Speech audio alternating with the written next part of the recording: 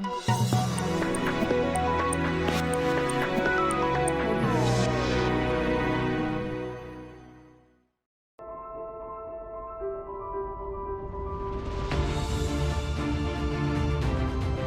dua aja. Oh iya. Udah cukup ya. Bismillahirrahmanirrahim. Assalamualaikum warahmatullahi wabarakatuh. Perkenalkan, nama saya Mumu Kostaman dari Alus bersama Pak Tua Jabar TV. Nah, kebetulan di samping saya ini lagi ada tokoh pergerakan yang itu namanya Pak Usman Amiruddin. Ya, alhamdulillah, selamat pagi nih Pak Usman Amiruddin. Selamat pagi, satu kehormatan bagi saya, Iya. Pak Mumu sama Ibu hadir luar biasa. Iya. Nah, sekarang saya terkait ini kan lagi marak-maraknya masalah ijazah nih, ijazah yang lagi di persidangan baik di Pengadilan Negeri Surakarta maupun di Jakarta. Menurut kacamata Pak Usman selaku tokoh pergerakan, bagaimana nih tanggapannya? Silakan. Terima kasih. Assalamualaikum warahmatullahi wabarakatuh. Waalaikumsalam warahmatullahi Kalau tidak salah nanti jam 10 ya. Iya, Hari ini hari ini ada persidangan. hari Selasa ya dia. Ah, Hari Selasa tanggal 23 Desember, tahun 2025, insya Allah nanti jam 10 akan ada sidang kelanjutan di Pengadilan Negeri Surakarta tentang ijazah. Jujur saya katakan, tapi sebelumnya saya salit kepada seluruh teman-teman aktivis pergerakan yang berjuang mati-matian betul. mengenai ijazah ini dan bertahan sampai hampir 2 tahun ya. Iya, hampir berat. Wih, ini satu perjuangan yang luar biasa. Saya seorang aktivis pergerakan dari mulai tahun 64 sampai detik ini belum pernah berjuang sehebat mereka. Berarti harus diapresiasi nih Ya, mereka-mereka itu. Ini memang luar biasa ini, luar biasa. Cuma jujur saya katakan, dunia saya ya, yang sudah menjadi darah daging dan hobi saya, Iya. itu dunia saya dunia pergerakan dan politik. Hmm. Ya, jadi saya awam sekali Iya. masalah hukum dan ekonomi Betul. dan budaya awam. Nah, watak saya, pribadi saya tidak pernah mau terlibat yang saya tidak paham dan bukan hobi saya. Iya. Ya. Betul. Maka dalam hal ini mengenai gerakan-gerakan ijazah itu saya ngikuti dari awal sampai sekarang ini. Tapi saya tidak terlibat langsung, enggak. Cuman saya salit kegigihannya. Nah, mohon ya, karena sudah sekian tahun dan saya lihat yang bergerak ini kan bukan orang-orang sembarangan. Iya, orang hebat. Orang hebat semua. Orang hebat semua. Aduh. Apalagi lulusan WGM, alumni WGM. Nah, ini harus introspeksi. Eh, Harus introspeksi. Kok selama sekian tahun kok tidak berhasil, ada apa? Iya. Ya, ada apa? Berarti ada kekuatan yang luar biasa nih di belakangnya atau bagaimana? Saya tidak pernah mau mengatakan yang kuat lawan saya. Iya. Bukan dia yang kuat, saya yang lemah. Oh. Ini kamus saya, ya kamus Iya. saya. Saya tidak mungkin akan bergerak kalau tidak berhasil. Tak perhitungan dulu, ya, tak perhitungan dulu. Dan ini saya buktikan 2 kali dalam menjatuhkan Pak Bung Karno dan menjatuhkan Pak Prabowo. Soeharto. Kalau saya perhitungkan tidak, saya lebih baik diam. Tapi karena saya perhitungkan, oh berhasil, alhamdulillah, 100% berhasil. Yang pertama 66, saya mampu mengajak RPKAD yang sekarang Kopassus, Betul. ya, dibantu militer, ya, dengan bermacam-macam kendaraannya di Solo. Karena ada RPKAD, saya yakin saya mesti menang. Berarti, alhamdulillah. Yang kedua, saya bekerja sama dengan Komandan Korem, Kolonel Srianto. Orangnya masih hidup, cari di Jakarta. Nanti sampaikan salam saya. Alhamdulillah. Namanya siapa? Waktu itu namanya Kolonel Srianto. Sekarang sudah terakhir kalau saya Danjen Kopassus ya. Masih hidup. Tanyakan. Nah kalau tidak ada dua-dua ini saya tidak mau. Betul. Tidak mau. Betul. Oh ya. Maka pada waktu getol-getolnya mau people power itu, saya siapkan semuanya, termasuk dukungan yang punya senjata api. Apa yang punya senjata api hanya militer? Enggak. Militer. Saya mampu, gitu. Banyak yang nawari saya, ya. Para pensiunan swasta banyak bu senjata bu. Maka kalau saya mimpin people power, berarti di belakang saya ada peluru api, senjata api. Tidak mungkin kalau tidak ada saya tidak mau. Betul. Tidak mau saya, ya toh. Tapi yang saya hadapi juga punya kekuatan itu. iya. Dan yang saya takutkan itu, yang bergerak kalau menghadapi saya, itu buruh-buruh Cina, Bu. Buruh Cina. Pasti sudah dipersenjatai. Ya, bukan saudara kita, bukan. Bukan TNI, polisi, enggak. Mereka membawa senjata. Itu yang saya persiapkan untuk menghadapi mereka itu. Iya. Maka saya tidak mau.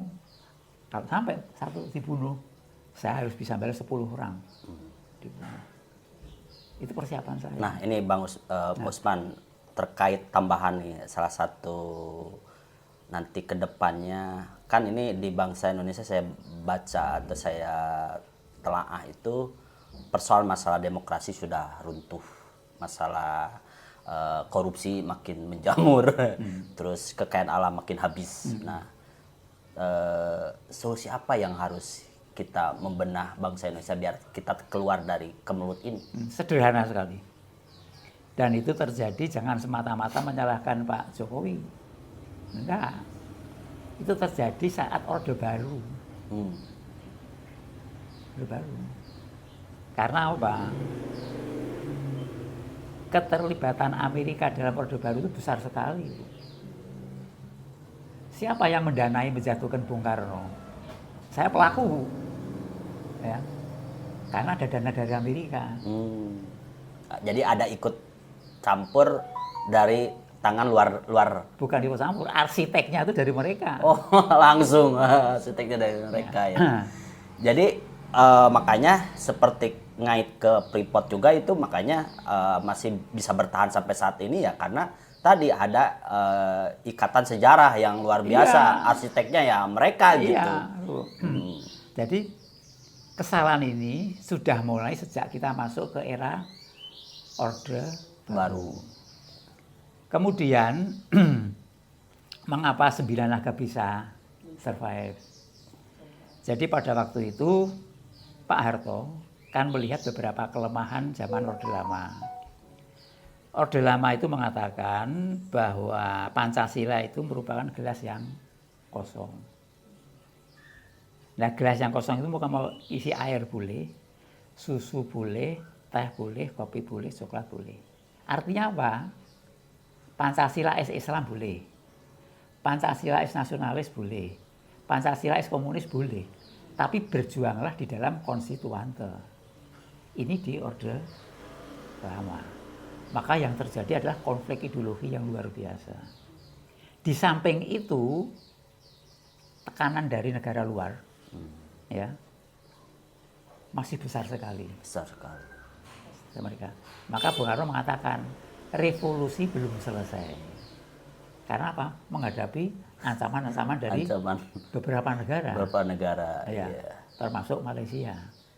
Sehingga Bung Karno pada waktu konsentrasinya itu bagaimana agar agar kemandirian bangsa ini betul-betul tidak ada keterlibatan orang asing. Luar biasa. Hanya Pak Bung Karno yang punya semangat seperti itu. Lainnya tidak ada. Ya. Maka dia belum mampu untuk memikirkan kesejahteraan rakyat. Karena dia paling takut kalau ada turut campur tangan asing.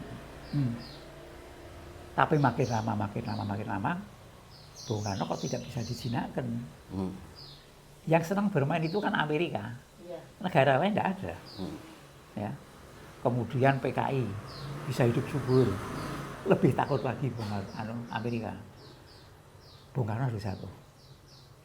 Bagaimana caranya? Nah, saya ini ya, yang dipakai oleh Amerika untuk menjatuhkan Bung Karno. Ya. Berhubung ini waktu sudah habis, Nah, sebagai closing statement-nya bagaimana nih? Apa yang ditulis oleh Pak Prabowo di dalam buku Paradoks Indonesia. Indonesia di persimpangan jalan. Tolong itu dipelajari, diterjemahkan. Apa yang dimaksud Pak Prabowo di persimpangan jalan? Wah, jadi ini PR ya. Persimpangan jalan nih. Ya, bukan ya. Itu di halaman berapa itu? Di Iya. depan itu. Oh, berarti Pak Usman pernah membaca juga itu buku Paradok itu? Bukan pernah. Atau Saya punya 3. oh, punya 3. Wah, luar biasa. Yang nih. satu tak serahkan ke Mabes, Iya. ya. Yang satu tak serahkan sama TNI. Yang Saya satu tinggal- lagu ada. Saya sendiri. Yang edisi Lex yang saya pakai. Oh, iya. Bisa baca kapan? Ya. Bisa baca kapan? Oke. Iya, suatu. Nah, kalau saya melihat di persimpangan jalan ini, dengan melihat fakta di lapangan, dengan melihat semangatnya Pak Prabowo, saya terjemahkan di persimpangan jalan itu terjadi tarik-menarik dua kekuatan Amerika sama Cina. Paham. Ya. Karena semangatnya Pak Prabowo itu seperti semangatnya Pak Bung Karno. Tidak mau dijajah. Bahkan dunia luar itu sudah melalui 3 wilayah. Wilayah pertama apa itu intervensi. Intervensi itu mempengaruhi kebijakan pengelolaan negara. Yang kedua di tahap kedua sudah invasi, menguasai wilayah, sewa-sewa tanah, perkebunan dan sebagainya sampai puluhan tahun. Yang ketiga ini yang paling kurang ajar, aneksasi, ngerampok tanah. Ini negara asing Amerika sama Cina sudah 3 ini, Bu. Sudah mulai ya. Sudah Sudah. mulai. Dan ini bisa terjadi khususnya di eranya Jokowi. Karena Jokowi menjadi presiden bukan dari kita. Nah, bukan bangsa Indonesia yang ketika dia. Amerika sama Cina.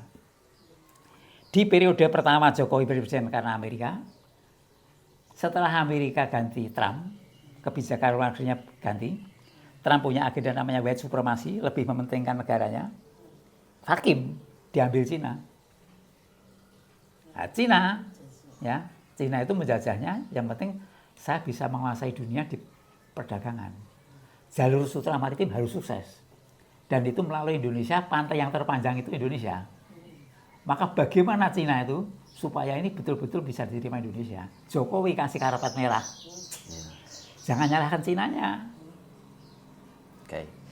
Ya. Sehubungan Ya. mohon Jokowi maaf kan. ini waktu karena terbatas. Aduh, ini sebenarnya pingin lagi panjang lebar nih diskusi ini karena sangat seru dan makin kesini makin makin enak gitu didengarnya gitu. Namun kita membatasi waktu gitu ya, karena kita harus meluncur ke Pengadilan Negeri Surakarta. Nah, alhamdulillah pemirsa sahabat berjuang. Nah, inilah sekilas dari pandangan dari tokoh Pak Usman. Ini luar biasa sekali yang masih bisa bertahan sampai usia 97 tahun ya. 87 tahun. Nah, ini luar biasa. 87 tahun mereka masih tetap seperti usia 60 atau 65 lah. Nah, barangkali itu aja. Nanti di lain kesempatan kita berjumpa kembali bersama Mumu Kostaman di lain waktu. Faktual Jabar TV makin faktual, tajam dan terpercaya. Terima kasih. Wassalamualaikum warahmatullahi wabarakatuh. Waalaikumsalam. Closing speech saya, bermainlah di wilayah politik. Nah, silahkan modelnya seperti apa. Tapi bermainlah di wilayah politik. Insya Allah akan berhasil. Sip, alhamdulillah. Terima kasih.